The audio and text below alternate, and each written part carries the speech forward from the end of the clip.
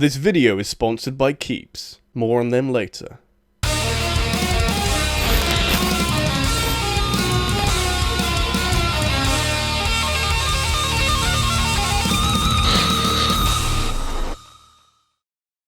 Did you know that video games were a mistake?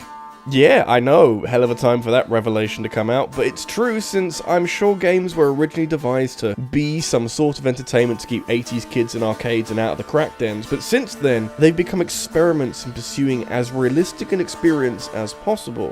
Why use games as escapism from reality when they can just be reality? Luckily, there are games out there that aren't using new technology to take the mystical whimsiness out of video games, but I do think we sometimes need to take a moment to reflect on how absurdly and unnecessarily realistic some games have become. I feel like that's important because as we continue to create more and more advanced consoles and ways to play video games, we'll need to remember to keep the rampant realism in check. Otherwise, we'll be living in VR horrorscapes.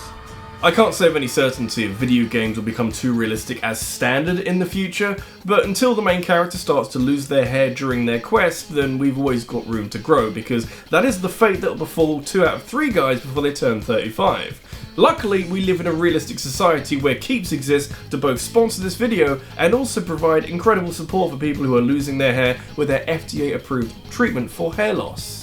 Turns out, losing your hair and getting it back is surprisingly realistic.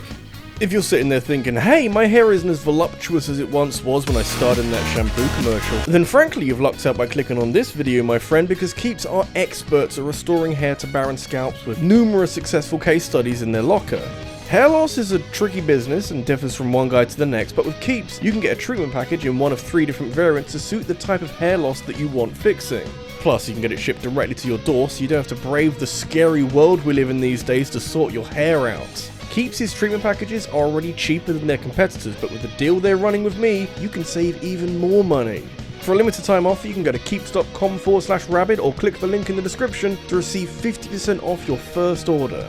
Stop hair loss now before it's too late. Alright, okay, time to get just like way too realistic with stuff.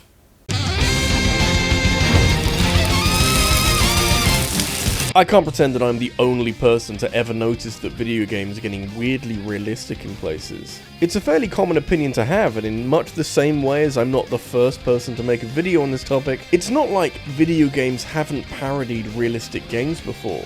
The most vivid one I can remember is Desert Bus, that was part of a collection of games called Penn and Teller's Smoke and Mirrors that I don't think ever got released. Despite that, Desert Bus holds an extra special significance and infamy among these games because the magicians who helped to design it had a certain disliking to the moral panic about violent video games in the mid-1990s, and so created what could well be the world's most boring video game. You're a bus driver and you need to drive from Tucson, Arizona to Las Vegas, a journey of over 400 miles in real life and one that would take you around 6 hours in a car. This bus is limited to 45 miles an hour though, and in a shocking dash of realism, this journey plays out in real time. Hope you like staring at the same stretch of road for 8 hours! No one ever mentions the other games in Penn and Teller's box of weirdly designed video games, whatever it's supposed to be called, but I think that just goes to show the level of impression left on people by Desert Bus, one of the few games ever made designed not to be fun. I mean, you can find enjoyment in it if you really want to, but I don't think that was the intention. Also, have slightly higher standards for your entertainment, please. We're going to get into some more playful interpretations of hyperrealism later on down the road in this video, so maybe it is fitting that the first major obstacle should be something infinitely more boring because of realism. If I'm being truthful, there's nothing wrong with Desert Bus deciding to represent the journey from Tucson to Las Vegas with this much accuracy. To the extent that it almost feels like one of those simulator games, like how planting crops in Farming Simulator takes you through every stage of the journey in painstaking detail. So was Desert Bus an ahead of its time maverick? Well, no, because whereas those simulator games have a certain appeal to them for being so realistic, Desert Bus is a lot more monotonous. It's not trying to replicate the 8-hour journey and having the bus slowly drift to the right so that you have to be present for those 8 hours, otherwise you get towed back to the start out of some sense of being an accurate simulation.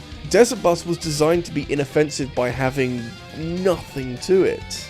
In reality, it has a mysticism to it that has been preserved over the years, and now it's almost a rite of passage for ridiculous endurance tests that people can stream online. Too realistic, of course, but I feel like this was an important milestone. Strange how a game that was supposed to be released in 1995 can be too realistic. I bet no one knew that could be a thing at the time.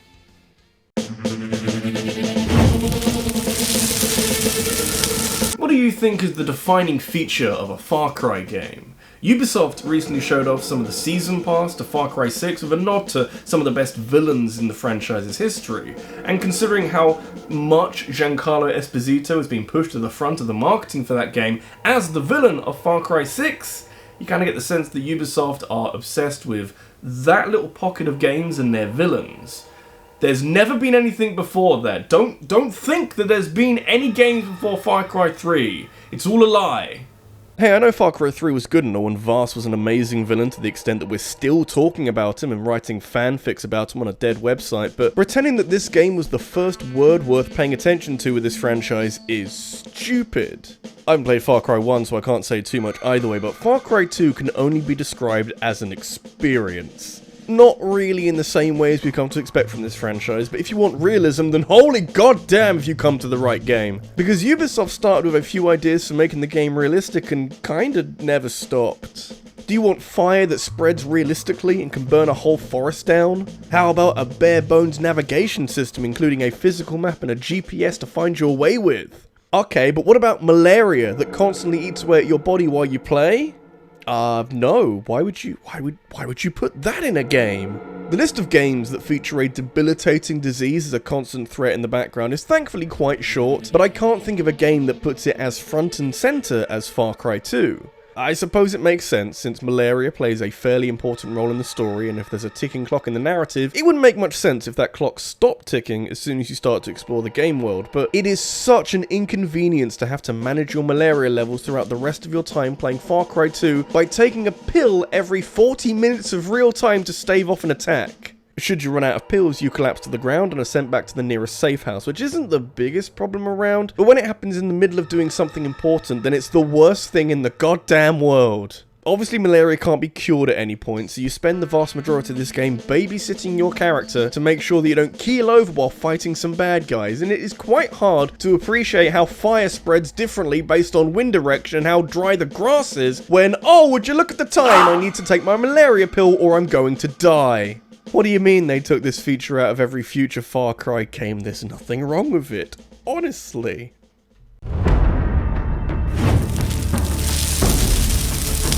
At times, open world games are an epidemic. I enjoy them as a framework for a number of different genres, but I'm always cautious to see if a game is using the openness effectively, and if travelling the world isn't completely tedious. This is the line that Grand Theft Auto walks when dealing with a huge city.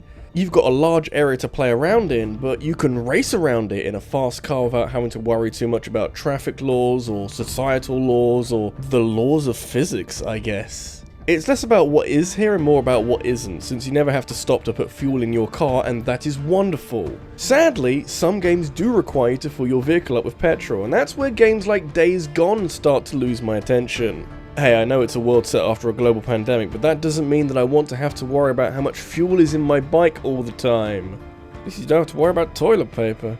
Refueling your bike seems like such a natural feature of a game with survival elements, but I struggle a lot with how this develops into a chore throughout your adventure. Survival games are all about managing various metrics by which your survival is reliant on, like hunger, but of course, Days Gone is more concerned with surviving by defeating lots of zombies instead of, like, not starving to death. I think I'd get on a lot more with the refueling if the game was more committed to survival mechanics, because at least then I'd be used to having lots of meters to worry about and wouldn't be caught off guard when my bike splutters to a halt and I have to roam this large open world about the one thing that makes travel fun. I feel like it's a losing proposition either way, and what are you getting out of it? Another resource to manage that discourages you from exploring this large open world? Yeah, maybe stick to less realistic things like a global pandemic. No one would be stupid enough to let that happen.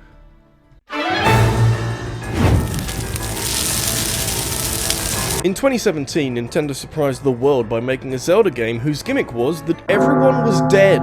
Yeah, I know Twilight Princess tried to do something like that, but they weren't really dead and were just banished to the Shadow Realm. And so it's left to Breath of the Wild to fly the flag for thematically empty open world that doubles as the player's brand new playground to screw around with all this game's fun new mechanics. You probably think that I'm going to talk about weapon durability and how much it disrupts combat by ripping your favourite weapons out of your hands and throwing them in the nearest bin, but plot twist! I actually love how weapons break all the time, since it keeps you away from any kind of comfort zone until late game and pushes you towards more creative solutions to combat like stealth and bombs. So that's some realism that I can get on board with, mainly because it's used to nudge the player towards solving problems with their brain, and I wish the same could be said of how rain makes you slide down cliff faces, but sorry, we don't do that here. In case you need a timely reminder of what this video is all about, I think we've landed on superfluous realism that, you know, is nice to look at and to think about, but doesn't actually help you in any way, doesn't improve your gaming experience. Weather that hinders the player is nothing new, but rain that takes away one of your character's primary abilities? Yeah, that's not okay. I know that pointing the finger at Breath of the Wild's rain might not deflect as much criticism away from the weapon durability as I'd like, but I need you all to understand that there is a far more dangerous evil that we must put our differences aside to defeat. For the record, I love how Breath of the Wild handles weather and climate, with changes in temperature brought on by visiting different biomes and altitudes, necessitating an update to your wardrobe, or how the desert has sandstorms that disrupt your Sheikah slate and block your vision. That's all cool stuff that makes every area uniquely challenging to adapt to, but there's not a lot you can do to adapt to the rain, which makes it pretty damn hard to climb up anything without using up all your stamina. And hey, this is fine as part of the relentless pursuit of realism in this game with flying dragons and mechanized death octopuses, because a cliff is a lot harder to climb when it's raining in real life, but when climbing is such a crucial part of Breath of the Wild and was introduced specifically to allow Link to explore the world more easily, rain is a massive roadblock. It says, no more climbing, you're gonna go do something else, or you can sit there and wait out the rain. And it's kinda crazy that there's no real way to work around this. Revani's Gale helps and the climbing armor set is decently effective, but rain continues to be a problem from day one to just before the final boss. Rework it and I have no major complaints with this game. Just an idea to consider for the sequel.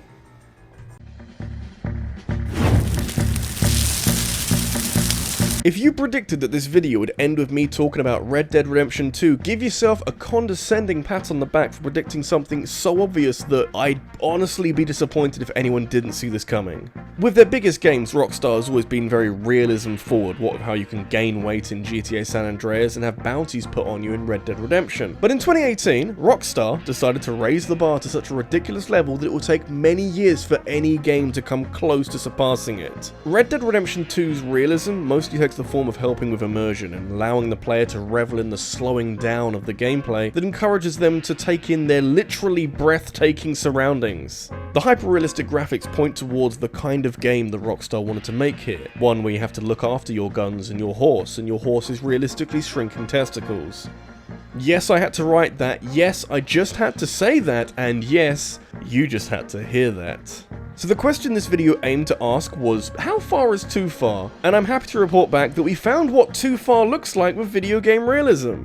Like with everything else in this video, I understand, at least partially, where Rockstar are coming from with this feature. Since yes, horse balls do shrink in colder climates because that's just how balls work with every mammal. We've got a heat wave going on in the UK right now and mine are glued to the inside of my thighs, thanks for asking. It just isn't something that anyone should care about when looking for a video game to play. I would hope that no one out there was unsure about if they should purchase Red Dead Redemption 2, but as soon as they heard about realistic horse testicles, they were suddenly racing out of the door to place their pre-order. It's not like this game is suddenly a waste of money as soon as you take this out, so I'm left with just two explanations. Either it was a joke, maybe a suggestion that someone took too seriously, or a feature that was implemented to almost parody all the realism in the rest of the game, or Rockstar made horse testicles shrink in cold weather because they knew it would generate headlines before the game came out, and that's just free advertising. Something that a game that spent $500 million in development and advertising combined clearly needs. I told you video games were a mistake and you didn't believe me. Rockstar have to know that when they eventually make Red Dead Redemption 3, they're gonna have to surpass this, and honestly that is frightening to think about. This is RabbidLuigi, and if you need something else to watch, there's a video right there about games that wasted a lot of money, and I also want to thank my top supporters on Patreon, such as Jerome Sankara, Ramon Alberto, and Stefan Wode. Thank you all for watching, and please stop thinking about horse balls.